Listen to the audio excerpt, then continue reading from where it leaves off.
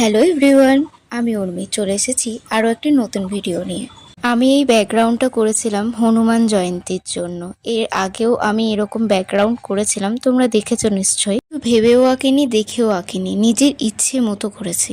মাঝের দিকটা দেখতে কেমন একটু ফাঁকা ফাঁকা লাগছিল, তাই ভাবলাম এই পাহাড়টা করে দিই। আমি এখানে নর্মাল রং হিসেবে ফেব্রিকই ইউজ করেছিলাম। আগের যে ব্যাকগ্রাউন্ডটা এঁকেছিলাম সেটা প্লাইবোর্ডের উপর, আর এটা কাপড়ের উপর আমি করেছিলাম। একটু একটু অসুবিধা হচ্ছিল যেহেতু কাপড়ের উপর, পরে গিয়ে আর কিছু মনে হয়নি। পাহাড়ের নিচে একটু ফাঁকা ফাঁকা লাগছিল, তাই ছাও গাছ কয়েকটা আঁকিয়ে দিলাম। কিছু না ভেবে না চিন্তা করেই যে এতটা ভালো হবে আমি সেটা ভাবিনি। পুরোটা যেহেতু গাছ পাতা ফুল দিয়ে ভর্তি হয়ে গেছিল, তাই মনে হচ্ছিল অনেকটা বাগান বাগান। তোমাদের কেমন লাগলো অবশ্যই কমেন্টে জানিও।